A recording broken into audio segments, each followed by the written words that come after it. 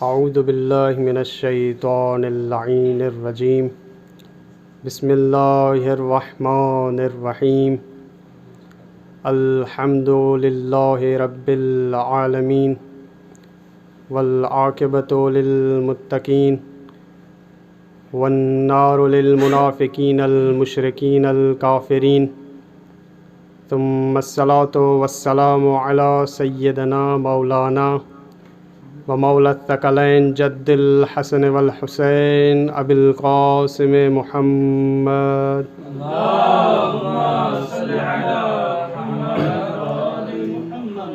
وعلی آلہ الطیبین الطاہرین المعصومین لا سیما بقیت اللہ فی الارضین ولعنۃ اللہ علی اعدائہم من یوم الولادہ الی قیام یوم الدین اما بعد فقد قال اللہ تبارک و تعالی فی محکم الکتاب وهو قولہ الحق واصدق الصادقین بسم اللہ الرحمن الرحیم وکل شیء احصیناہ فی امام مبین صلوات بر محمد آل محمد اللہم صلی علی محمد ہوگی کوشش کریں کہ جلد از جلد آپ کی زحمتیں تمام کریں بس بشرطی کہ آپ کی توجہ ہو اور آپ کی اذہان عالیہ میری طرف متوجہ ہوں۔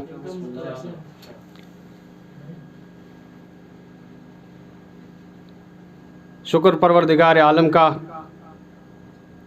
کہ جس نے ہمیں در اہل بیت سے متمسک کیا اور اس در کا غداگر بنایا کہ جس گھر کو وہ چاہتا ہے۔ شکر پروردگار عالم کا کہ جس نے ہمیں ولایت علی ابن ابی طالب عطا فرمائی۔ تمام تعریفات اس پروردگار عالم کے لیے کہ جو ایسا اول ہے کہ جس کی کوئی ابتدا نہیں اور ایسا آخر ہے کہ جس کی کوئی انتہا نہیں۔ ہم خوش نصیب ہیں کہ ہم اس در کے ماننے والے ہیں، لیکن بدبخت ہے وہ شخص کہ جو اس در کو چھوڑ کر در در کی ٹھوکریں کھاتے ہیں۔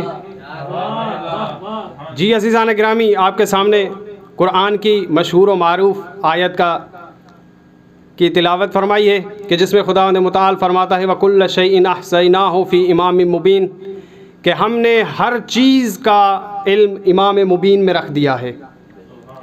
یعنی خداوند متعال فرمانا چاہتے ہیں کہ ہم نے امام کو ہر چیز کا اختیار بھی دے دیا ہے اور اس کے پاس ہر چیز کا علم بھی موجود ہے۔ انشاءاللہ آپ کی توجہ ہوگی۔ عمار بن یاسر روایت کرتے ہیں،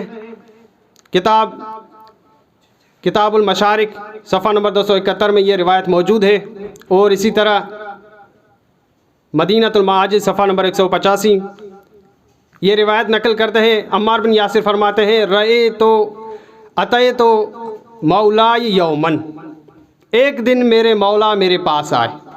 انشاءاللہ توجہ ہوگی آپ کی۔ عمار کوئی عام صحابی نہیں ہے، وہ صحابی ہیں کہ رسول اکرم ان کے لیے فرماتے ہیں کہ عمار وہ صحابی ہے کہ جو سر سے پاؤں تک ایمان سے پر ہے۔ دوسرا جملہ عمار کے لیے فرماتے ہیں رسول اکرم کہ یا عمار تقتلک فئۃ باغیہ، تجھے باغی گروہ قتل کرے گا۔ جس طرح امیر المؤمنین ایمان کی پہچان ہے، ٹھیک اسی طریقے سے عمار بن یاسر باغی گروہ کی پہچان ہے۔ یہ کوئی عام صحابی نہیں، صحابی اسے نہیں کہتے کہ جسے لوگ کہتے ہیں یہ صحابی ہے، نہیں، صحابی اسے کہتے ہیں کہ جسے رسول صحابی کہے، باغی کو صحابی نہیں کہا جاتا۔ جی یہ عمار روایت کرتے ہیں کہ اتیت مولا یومن، ایک دن میرے مولا میرے پاس آئے۔ دیکھیں عمار نے یہ نہیں کہا کہ اتیت علی، کہ علی آئے، انہوں نے کیا کہا؟ اتیت مولائی۔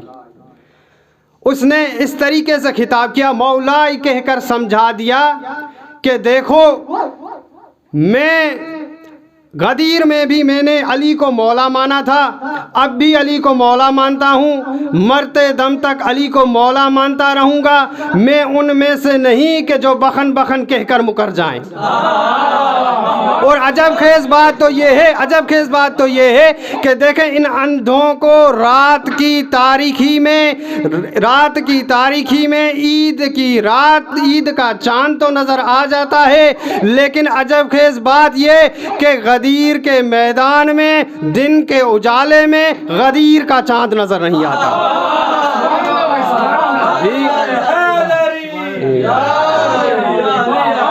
درود پڑھتے ہیں محمد آل محمد کے ساتھ۔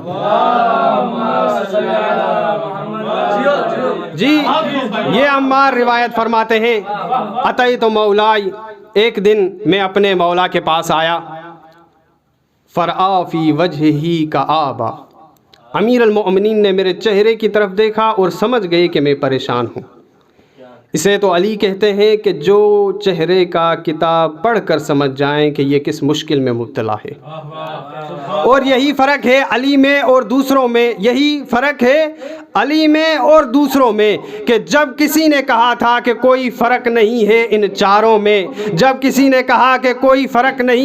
ان چاروں میں، میسا بھائی توجہ میری طرف ہوگی انشاءاللہ، تو شاعر نے کیا ہی خوب جواب دیا اسے کہ بڑا فرق ہے ان چاروں میں۔ کیا فرق ہے ان چاروں میں؟ یہ فرق ہے ان چاروں میں، ایک روتا رہا غاروں میں، ایک پھرتا رہا کفاروں میں، ایک مروان کے رشتہ داروں میں، ایک علی نبی کے پیاروں میں۔ اب سوچ کیا فرق ہے ان چاروں میں، مگر وہ دید نہیں تیرے تاروں میں۔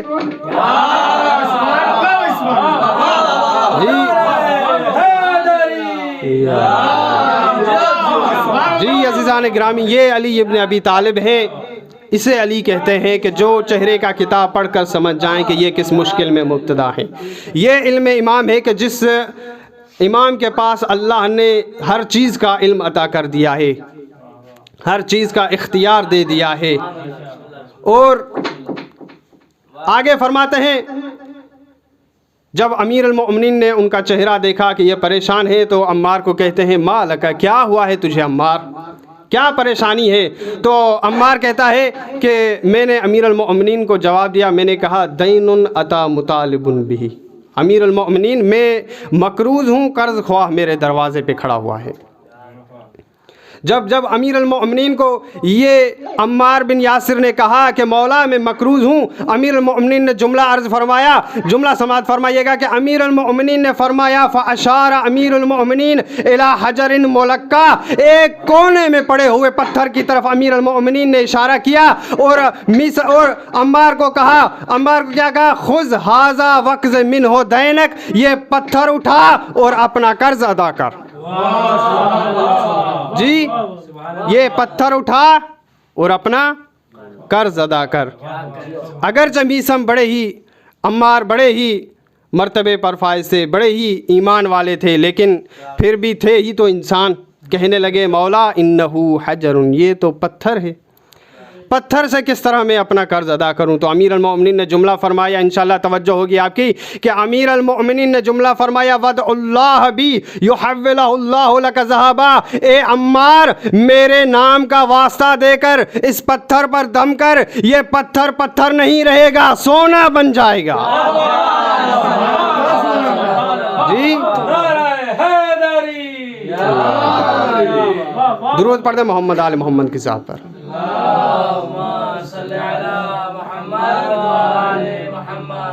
یہ پتھر نہیں رہے گا، سونا بن جائے گا۔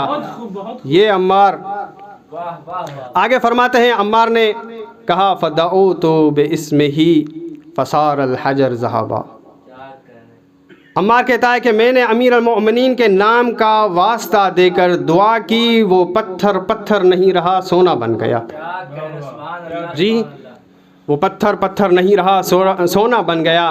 جب اس نے دیکھا کہ یہ پتھر نہیں رہا، سونا بن گیا، اس کے بعد امیر المؤمنین نے ایک جملہ فرمایا جس جملے میں آپ کے لیے اور ہمارے لیے بلکہ پوری کائنات کے لیے ایک نصیحت ہے۔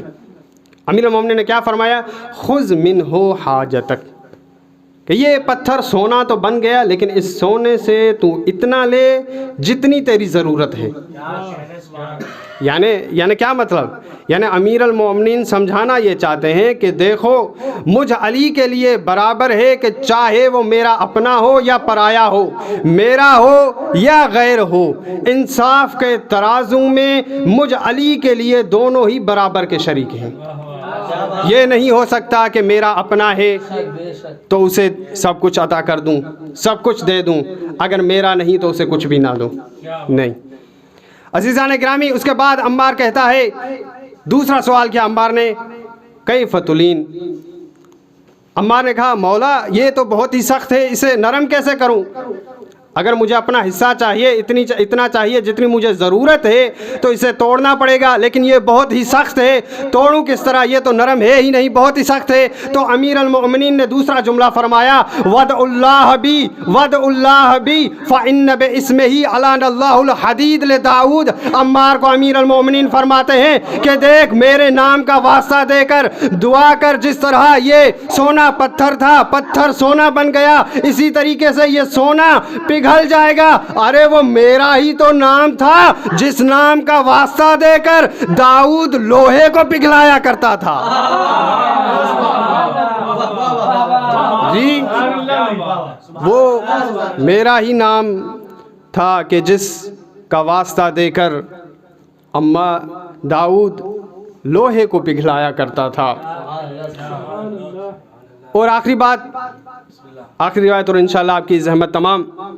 سلمان الطبقات الشیعہ فی الدرجات الرفیہ صفحہ نمبر 219 میں یہ روایت موجود ہے کہ سلمان کو جب خلافت دی گئی مدائن کی، خلیفہ ثانی نے اسے خلافت دی، تو سلمان سیدھا اس جگہ پر آئے، اس دروازے پر آئے جس دروازے پر ستارے نازل ہوتے ہیں.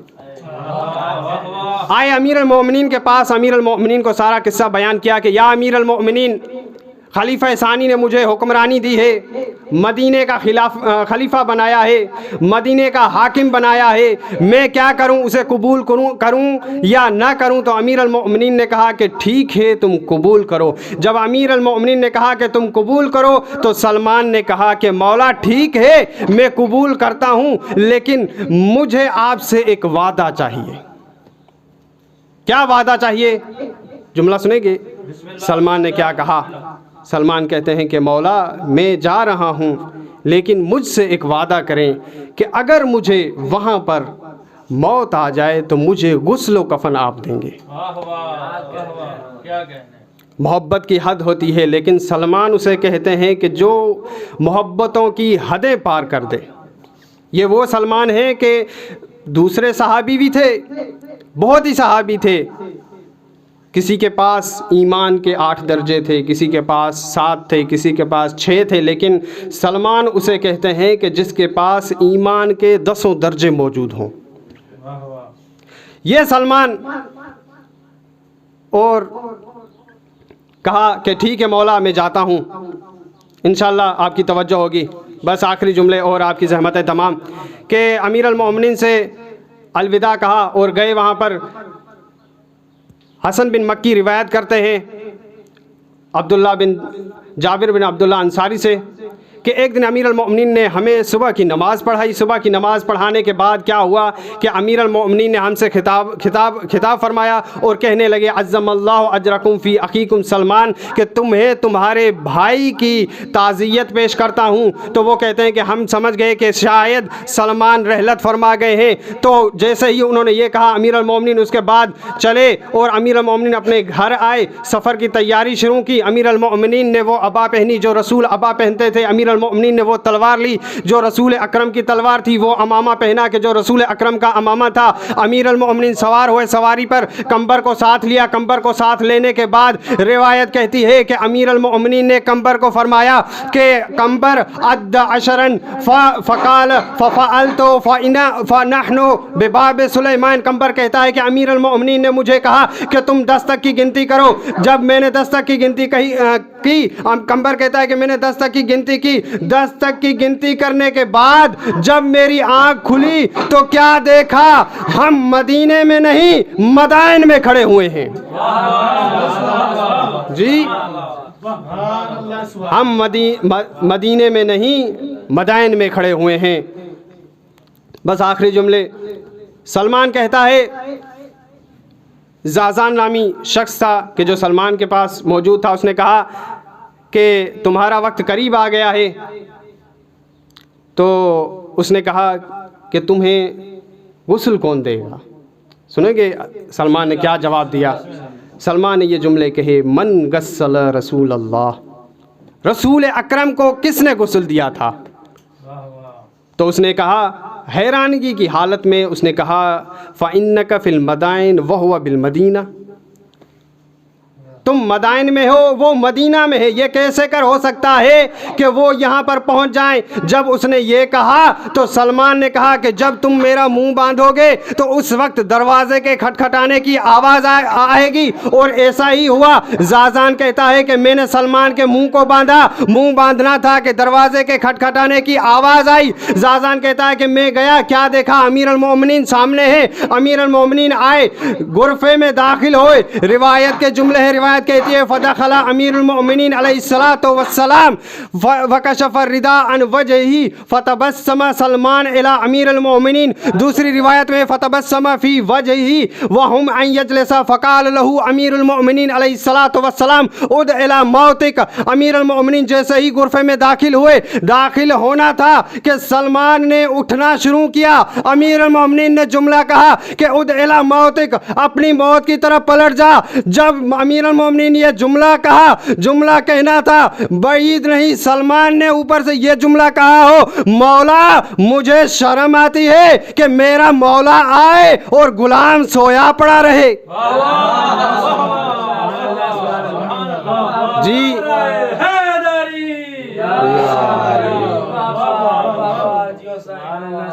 दुरूद पढ़ते मोहम्मद आले मोहम्मद की ज़ात पर।